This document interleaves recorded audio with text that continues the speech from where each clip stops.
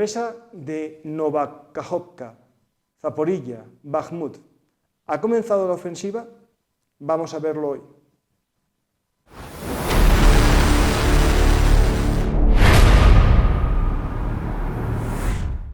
Hoy contamos con José María para conocer lo que está sucediendo en la contraofensiva ucraniana. La ya anunciada y esperada contraofensiva ha comenzado a comienzos de junio. Cosas de la historia o cosas de la vida casi el día después del 6 de junio. El 6 de junio justo la presa de Novakhovka explota, revienta, estalla. No se sabe lo que es, yo sí creo que sé lo que es, pero todos nos levantamos con una inundación que desborda el río Dnieper tras la ruptura de la presa de Novakhovka, una de las mayores presas del río Dnieper. José María, ¿qué piensas tú sobre esa presa, esa voladura, esa ruptura? Bueno, bien, yo desde los primeros momentos ya tuve una impresión bastante clara, pero ahora los datos que cada día van saliendo se van confirmando esa impresión. En primer lugar, no fue un derrumbe accidental, como algunos podían indicar. Ahí hubo claramente una explosión, una voladura. Hubo una explosión que fue registrada ya por los sismógrafos, y una explosión que fue divisada desde los satélites de Estados Unidos, y eso lo pone ya hoy el New York Times, ¿no? Entonces, luego, si fue una voladura preparada y planificada, hay que pensar, ¿y quién lo ha hecho? Bueno, pues lo han tenido que hacer, sin la menor duda, aquellas fuerzas que tenían y siguen teniendo el control total y absoluto de las instalaciones de la presa, que son los rusos. Hay que recordar que esta presa, la orilla occidental está en manos ucranianas, pero lo que es la central eléctrica y el control de toda la estructura, porque el puente que estaba anexo a la presa ya había sido volado hacia noviembre, por lo tanto los ucranianos lo tenían casi imposible entrar en el interior de la mina, de la presa para minarla, ¿no?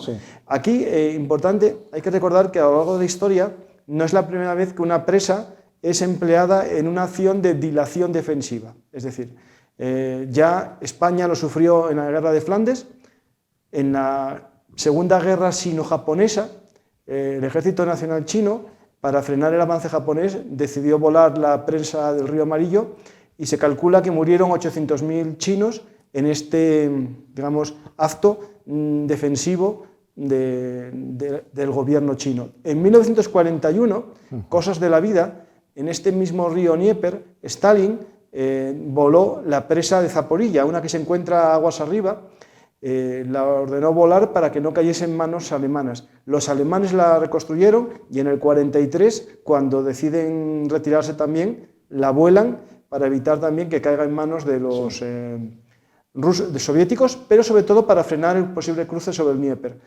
Es decir, no es la primera vez en la historia que se hace, ni será la última. También es cierto que a veces hay ataques a presas, por ejemplo, el caso de los Dam Buster en la Segunda Guerra Mundial o el caso estadounidense en Corea con torpedos, pero la realidad es que esta presa, viendo un poco la estructura de la presa, está estallada en varios sitios, tiene varias explosiones distintas que no coinciden con un ataque de un misil, porque es como varias zonas separadas, ¿no? Pues tenemos una inundación que desborda el río, no es que vuelva a su cauce normal, lo que está volviendo es mucho más, porque hay mucha más agua. El río pues, se ha desbordado por completo y ha invadido las dos orillas, más extensamente la orilla que está en manos de los rusos, porque claro, ahí el terreno tiene menor nivel, Pero bueno, la catástrofe humana, ecológica, económica, agraria, bueno, es incalculable. No sabemos cuánta gente ha muerto, hemos visto cómo hay escenas de, bueno, están rescatando a la gente que se puede, los ucranianos. Los rusos no se sabe que están rescatando a nadie. Ahí en este ya 4 días o 5 que llevamos con la noticia de la presa, se está hablando de muchas teorías. Este viernes ya salió que Ucrania interceptó una conversación telefónica o de radio entre alguien ruso que decide volar la presa porque tiene miedo a que la utilicen los ucranianos. No estamos hablando de una orden, digamos, que venga del Estado Mayor ruso, no se sabe, ni estamos hablando de una orden casi ni del general de la zona, sino a lo mejor del comandante de puesto que decide marcharse rápido de aquella zona para que no sea un problema Esa presa dentro de poco. Sí, pero hay una cosa que hay que dejar clara. Planes para volarla había, porque la presa ya era público y conocido y publicado por los propios rusos que estaba minada. Sí. Y ellos mismos, meses atrás ya, pero 8 meses ya atrás, amenazaban de vez en cuando con una voladura. Y no insinuaban, amenazaban con jugar esa carta. Lo que pasa es que desde hace unas semanas, unos meses hacia acá, había dejado de hablarse de ello, porque la atención se había centrado en otros lugares y en otros aspectos de la guerra. Hablábamos de los bombardeos de las ciudades, hablábamos de Bakhmut, y todo el mundo parecía haberse olvidado de la presa. Pero resulta que ahora ya pues se han decidido hacerlo. Ahora, una cosa que sí decimos, parece ser que esa voladura, indudablemente fueron ellos, pero quizás la hayan hecho de forma improvisada y precipitada. Sí. Quizás no tenían pensado hacerla ese día y a esa hora. ¿Qué pudo haber precipitado la voladura? Pues no estamos seguros. Yo creo que una acción ucraniana o una sospecha de que Ucrania quería intentar hacer algo en esa zona. Bien cruzar el río o bien incluso apoderarse de las instalaciones de la presa. Y entonces ellos se vieron sorprendidos y para evitar que Ucrania o bien cruzar el río o bien lograr controlar las instalaciones, pues de forma, como hemos dicho, improvisada y precipitada, la volaron. Tú dices que el comandante local que pudo haberlo hecho de motu propio sin encomendarse a nadie, es muy posible, o igual le dio tiempo a pedir instrucciones a Moscú, dada la premura de la situación, y ahí le dijeron, pues ahora, venga, adelante, hazlo, porque... Yo lo que me llamó la atención de los vídeos que se están viendo es que no hay muchas defensas en la zona de la presa. No, digamos, había un búnker que se ve salir un soldado del búnker, pero no hay una trinchera profunda. Está ese búnker de hormigón, que es como prefabricado, y después unos pillbox de estos de... Los cestones. Los cestones. Bastiones Gesco. Eso. Sí. Y poco más. No había, no había ni trincheras tampoco. Es decir, es un poco una defensa muy simplona para algo que en teoría tiene ese valor. Por lo tanto, a mí lo que me da a pensar es que lo iban a abandonar fácilmente en los primeros combates. Puede ser. Y hay una cosa que también... Dices tú, bueno, y Ucrania sí, ¿qué ganaba con apoderarse de la presa? Es que si tú te apoderas de la presa, con unas reparaciones pequeñas o con un esfuerzo no muy grande, puedes convertirla en un punto de cruce del río. Es que era un puente. Es que en realidad era una presa puente, tenía un puente que la sobrevolaba. El puente había sido volado ya hace tiempo, pero bueno, si tú dominas por completo las instalaciones, allí puedes salvar esa pequeña destrucción del puente con un puente Bailey o con otra historia. De hecho, ese puente fue volado en noviembre y hay un vídeo que ronda por internet en el que se ve explotar la presa, pero ese vídeo es de cuando se voló el puente. Claro, es cuando se voló el puente. Lo digo por si acaso alguien cree que es el de actual. Después, importante sobre este tema, es que al parecer las líneas defensivas rusas, había una orden de ir retirándose la primera línea del río, pero eran plazo de 3 días. Por eso a lo mejor fue un poco todo anticipado, premura, más carga de la que tenían que haber puesto, quién sabe. Ahora bien, ellos han conseguido un efecto que les favorece mucho con la voladura de la presa, que es, bueno, en primer lugar que esa presa ahora ya no es para nadie, ya no es ni para los ucranianos ni para nadie, la presa ha desaparecido. En segundo lugar, ya no se puede producir ese cruce sorpresa por encima de la presa, porque ya la presa ya no está. Y en tercer lugar, cualquier otro cruce por cualquier otro punto del río en 300 kilómetros ahora mismo es imposible, ¿vale? Luego ellos tenían en todo ese curso bajo del Dnieper concentradas una serie de brigadas en previsión de que los ucranianos quisieran cruzar. De hecho, ya habían empezado a cruzar en algunos puntos. Tenían unas islas que estaban ya ocupadas por parte de Ucrania. Sí. Pero bueno, esa presencia era escasa todavía y de poca entidad. Pero ellos debieron sospechar, hay gente que dice, y mucha gente, militares incluidos, que dicen, es imposible que los ucranianos quisieran cruzar algún día o pudieran cruzar el río. Yo no lo tengo tan claro. Con los medios adecuados ese río se podía cruzar. A ver, aunque no sea cruzarlo, ataques continuos hacen que tengas que distraer tropas en toda la ribera del río. Claro. Es verdad que ahora al volar la presa puede que en la zona del pantano disminuya el ancho. Pero durante un tiempo estará un poco todo complejo para... Es decir, incluso se complica, ¿no? Porque para cruzar tendrán que bajar las lanchas de la antigua ribera por las tierras secas del pantano, cruzar un río y volver a subir un descampado. Va a ser... decir, yo lo veo difícil. Yo creo que ellos en algún tipo de cruce tenían pensado hacer, y los rusos lo sabían, y llegado a ese punto, pues ahora la han volado, y esos cruces grandes, medianos o pequeños quedan casi totalmente, son imposibles de hacer. Entonces ahora los rusos durante un tiempo largo, quizás varias semanas, no sé si incluso hasta 2 meses, pueden olvidarse de que los ucranianos avancen por ahí y pueden olvidarse, por tanto, de defender 300 y pico kilómetros de frente, lo cual no está mal. Pueden retirar todas esas fuerzas que allí tenían y enviarlas a otros sitios donde les hagan más falta.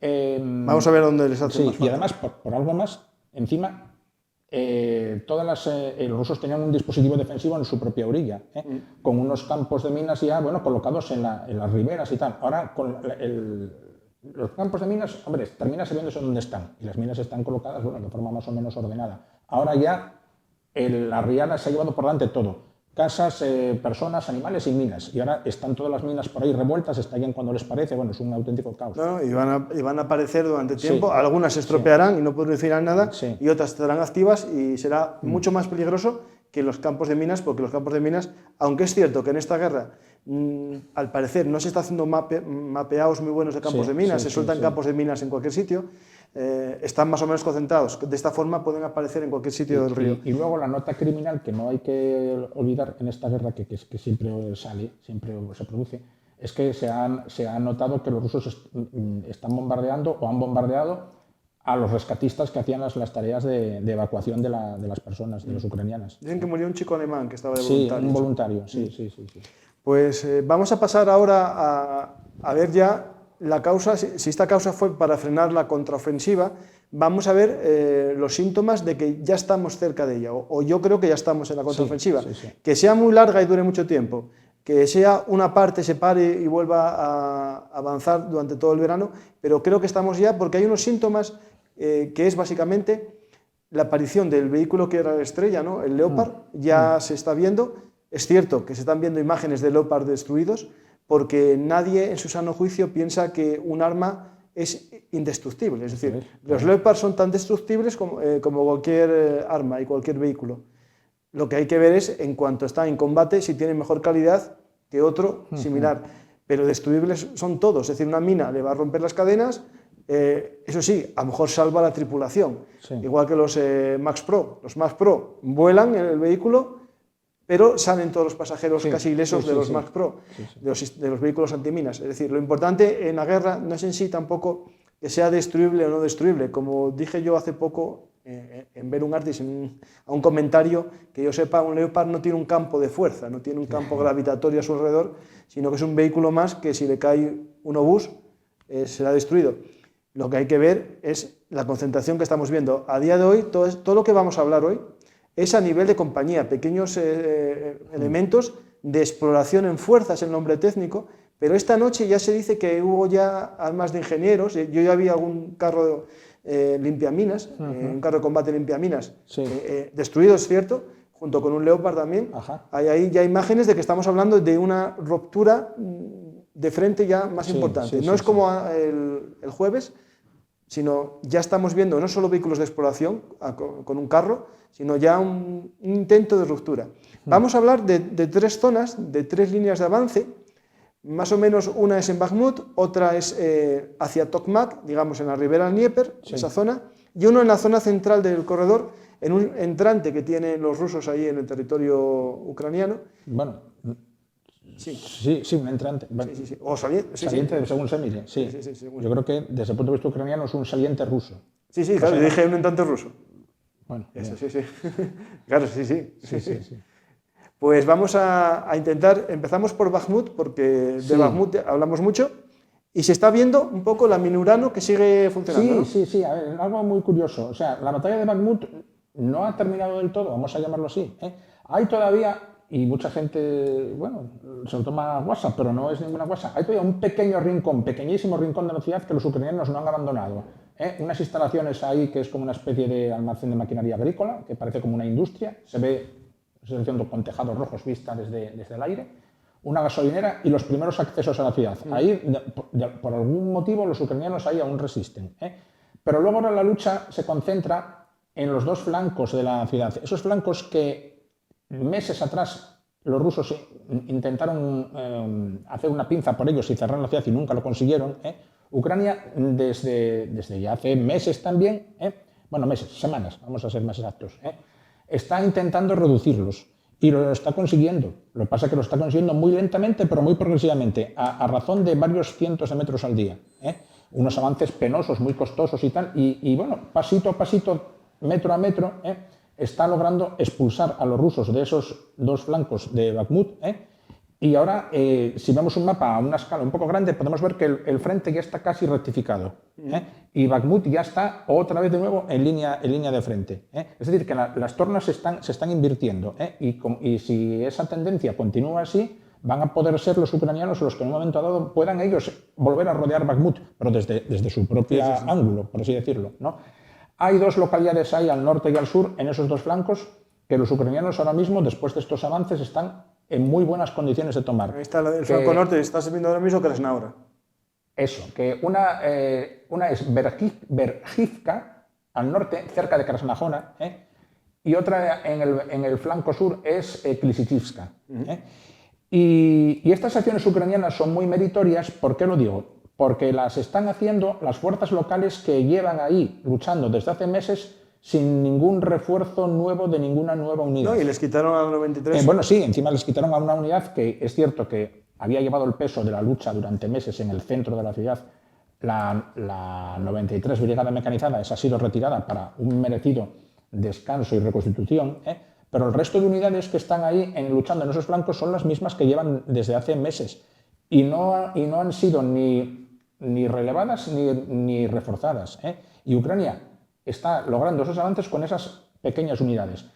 Y tú y yo nos preguntamos a veces, bueno, ¿y Ucrania por qué no refuerza esos flancos y sacaría más frutos de esta acción? Y tampoco me entiendo mucho, pero una unidad podría incluso retomar la ciudad a un precio aparentemente no muy alto. Eso pensamos nosotros, pero no lo hace de momento. A lo mejor más adelante sí, bien, pero hay una unidad ahí que también es muy famosa, muy combativa, en la que está, digamos, llevando el peso del combate en el flanco sur de Bakhmut, en torno a Klisichivka, que es la tercera brigada de asalto Azov, y otras unidades que ahora mismo tampoco me acuerdo. Pero bueno, bien, Ucrania ahí está teniendo ahí, para lo que es ese frente tan duro y tan, no sé cómo decirte, tan impenetrable, unos éxitos bastante notables. Son avances pequeños, pero continuos. ¿A dónde lo llevarán? Bueno, pues nada, esperar y ver. Sí. Pues nos vamos a la zona del corredor de Azov, nos vamos a ir al frente sur para ver un poco, bueno, hay el entrante o saliente, ahí hubo unos intentos el jueves y el miércoles, sobre todo el jueves, de ir picando y probando en los dos extremos. Casi todos los ataques que está haciendo Ucrania, tanto en el frente de Bakhmut como en este frente central o en el frente de Tokmak, son en varios puntos. No solo atacan un punto, sino que suelen atacar dos o tres para ver en cuál penetran mejor. Aquí están como en lo que es el entrante, atacando en el centro y en los dos laterales, y un día avanzaron 3 kilómetros y vieron una oportunidad, avanzaron 4 o 5 más, porque en esta zona no hay grandes defensas rusas, no está tan bien protegido como lo que vamos a hablar después, y lo que hace Rusia es defender con artillería. Casi todos los avances ucranianos los detienen con artillería y campos minados. Se ven vídeos en los que avanzan los carros, un carro en cabeza y a lo mejor varios MRV detrás. MRAP, sí. Que hay varios modelos de MRAP. Sí, el Max Pro y tal. Y se ve como el primer vehículo se paraliza por una mina y los demás se quedan paralizados y empieza el fuego de artillería justo ahí, ¿no? Sí, una cosina que antes de que abordemos esto, que es la siguiente. Sabemos muy poco de lo que está pasando por un motivo, que es que Ucrania ya lo ha hecho más veces. Cada vez que empieza una operación de gran alcance, decreta lo que ahora se llama el OPSEC. Silencio. Sí, es seguridad de las operaciones, que significa que cuando Ucrania va a emprender una operación de gran envergadura, decreta un bloqueo y apagón informativo total y absoluto. Es decir, que se calle todo el mundo. Que se calle todo el mundo. Los organismos oficiales de Ucrania se callan y ellos transmiten a sus blogueros, tuiteros, internautas, seguidores y tal, que por favor también se callen. Y lo hacen porque los que ahora queremos informarnos de lo que pasa allí por fuentes abiertas, ahora nos encontramos con nuestras fuentes, pues digamos que se han secado. ¿Las rusas? Sí. Que hay de las dos partes, ¿no? Sí, pero en cambio los rusos esa táctica no la practican y ellos siguen parloteando a través de sus Telegram, los oficiales, los extraoficiales, los aficionados, todos. Y dices tú, bueno, ¿y es sensata esta maniobra? Porque entonces ahora si se impone un relato, parece que solamente se impone el relato y se filtran las imágenes que los rusos quieren. Mira, yo no lo sé, me da la impresión de que a los ucranianos esa táctica les funciona. Ellos al final terminan hablando y terminan informando, pero lo hacen quizás con días de retraso. Y a pesar de que los rusos hablan y emiten mensajes y suben fotos y vídeos, se nota que la mayor parte, el 80%, son trucados o falsos. Y algunos muy trucados y muy falsos que la falsificación es evidente. Y no solo los falsifican los tuiteros o los internautas aficionados. Las falsificaciones más burdas vienen precisamente de los organismos oficiales. Bueno, el famoso vídeo del K-52 atacando cosechadoras, ¿Ese es que oficial? el propio Prigozhin dijo que sí. eran cosechadoras, y el ministro dijo, no, nosotros son Leopard 2, y puso el vídeo y se demostró que eran cosechadoras. Claro. Pero eso yo no creo que haya sido un engaño, yo creo que se lo creyó de verdad el ministro. Bueno, si no, no sacarías eso. Son capaces, yo los veo capaces. Tampoco digo que no. Pero después hay, por ejemplo, un fotomontaje en el que se ve un Leopard destruido en Siria, que lo pegan en otro sitio, le cambian el color, pero es el mismo por unos coches que se ven. Pero después es cierto que también hay Leopard auténticos, es decir, hay Leopards auténticos dañados y destruidos. Y un tema que tiene que ver con esto, que es cierto lo que dices del secreto de operaciones, pero ya empiezan a filtrarse, como en agosto, es verdad que se veían imágenes, pero poco a poco, comparativamente con otros momentos de la guerra, se veían imágenes en las que el paisaje estaba difuminado, y ahora lo que se están viendo es, empieza a verse hoy y ayer, vídeos de soldados rusos huyendo. Que eso les interesa que se vea. Sí, efectivamente, hay un vídeo que es muy nítido, que se ve como 50 soldados rusos huyendo en desbandada campo otra vez. Eso era como la bolsa de Limán. Sí, efectivamente. A ver, es que ese bloqueo informativo de ucraniano no es eterno. Al final van a ir soltando las noticias y filtrando las imágenes, pero con 48 horas o más de retraso. No, y las que interesan. Y las que interesan, por supuesto. ¿Por qué? Porque al final, en la teoría de la guerra, ¿no?, el arma que contagia, la única arma que contagia es la pérdida de moral, ¿no? Es decir, si los soldados huyen, normalmente contagian al resto de hombres que ven cómo huyen los compañeros. Efectivamente. Lo que está haciendo Ucrania, mostrando esos vídeos y soltándolos en público, es que los soldados rusos que están viendo Telegram, porque Telegram lo tienen también los rusos, porque es ruso, aunque ya no lo controla Rusia, porque está en Qatar, en Dubái, la sede ahora. Sí, se marcharon de allí. Pero en Rusia es lo que más se ve. Claro, si se empieza a ver vídeos de soldados huyendo, los soldados que están en retaguardia esperando el ataque, cuando venir el ataque, porque puede que llegue, a lo mejor escapan también a la primera, porque ven que es efectivo. Sí, porque ese pánico es contagioso. Claro, el pánico es contagioso.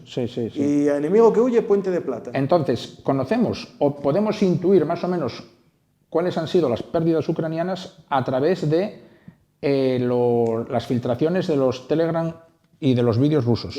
Y ellos hasta ahora, por lo que se ve, vemos que ha habido 2 Leopard perdidos y al menos 30 o más blindados de transporte de personal de diferentes tipos. Oryx habla de unos 50 vehículos. Sí, en total, entre camiones todoterrenos, estos, ¿cómo se llaman?, Humvees, y blindados de transporte personal. Y ahí incluimos los MRAPs, los Bradleys, los M113. Hay una cosa que, bueno, puede ser un pequeño consuelo para Ucrania, que esas pérdidas que hemos visto por fotografías y por vídeos no son, como muchas veces en el caso de los rusos, pérdidas masivas e irrecuperables. Es decir, no son vehículos completamente volados, son vehículos parcialmente dañados o inmovilizados que, si han quedado dentro del campo ucraniano, pueden ser recuperables. Sí, bueno, pero con tiempo, sí, pero bueno, se remolcan, se retiran del campo de batalla y luego se pueden recuperar o reparar. Los de cadena sí, los que son ya hay que llevarlos. Sí, no, los de ruedas no. Y luego, lo único. Y luego, en el caso de los MRAPs y de los Leopard, si el vehículo no ha sufrido una explosión masiva, como suele ocurrir con los carros rusos, la tripulación puede haberse salvado. Sí, no, eso se ve en vídeos como salen de los carros. De Leopard no se ve bien, pero de los Max Pro sí. Una cosa ya para finalizar. Estos días parece que el objetivo de todo es Tokmak.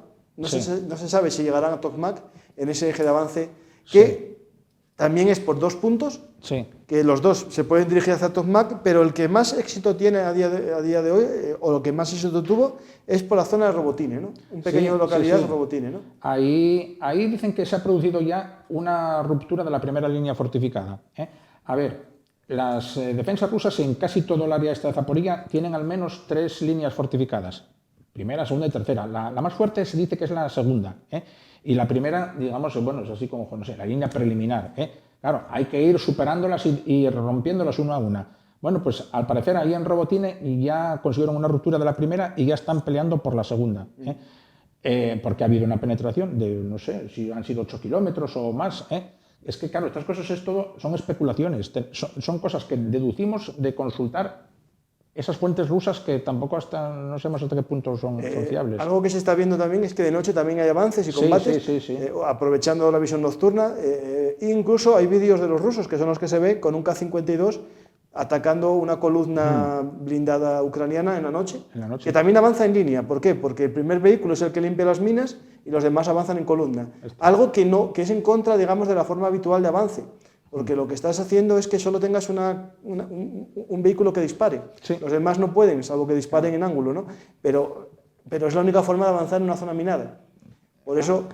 Es que hay muy pocas opciones. Sí. Muy pocas. Aquí veremos kilómetros de avance a sangre y fuego. Yo la única reflexión que me atrevo a hacer es que esta ofensiva ya parece que ha empezado, ¿sí?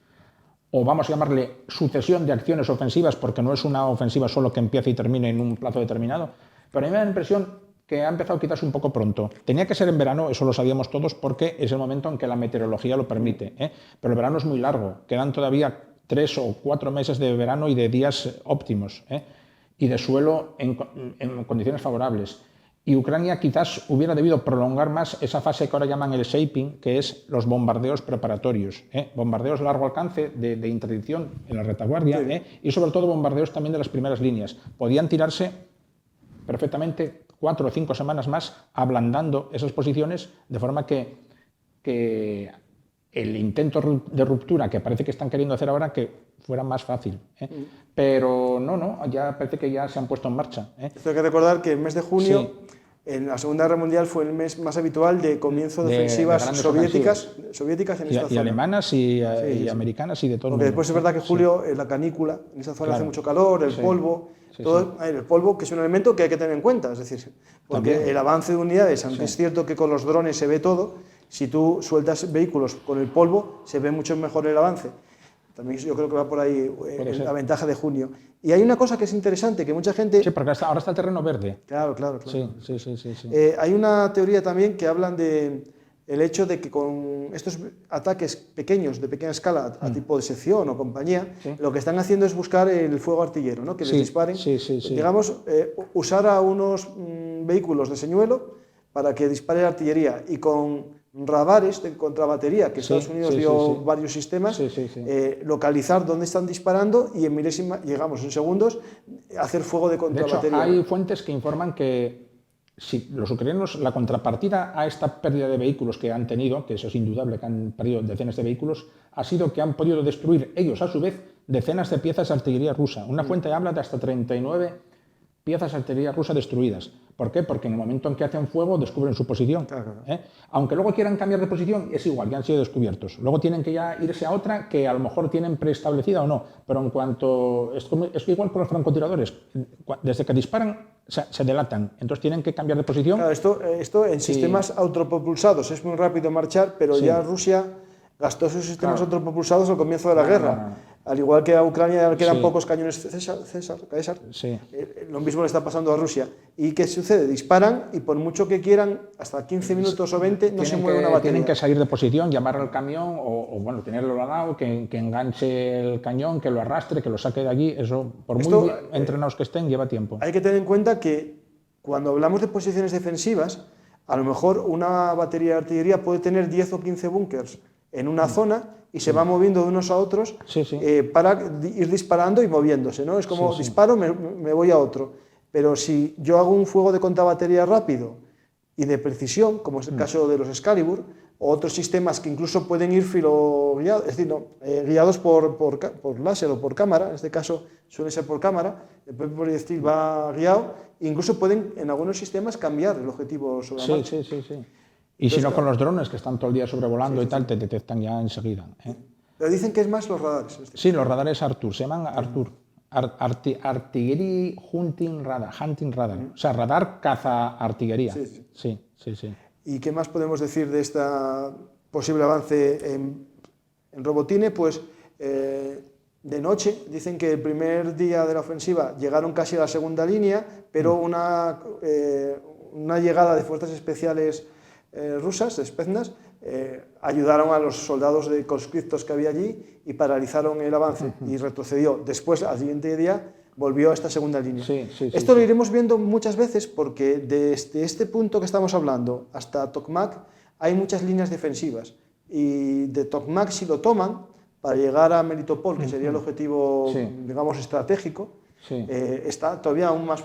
De todas formas, a ver, si los ucranianos logran llegar a Melitopol y tal, es que ya casi, hombre, no digo que hayan ganado la guerra, pero ya sería el objetivo de Máximos.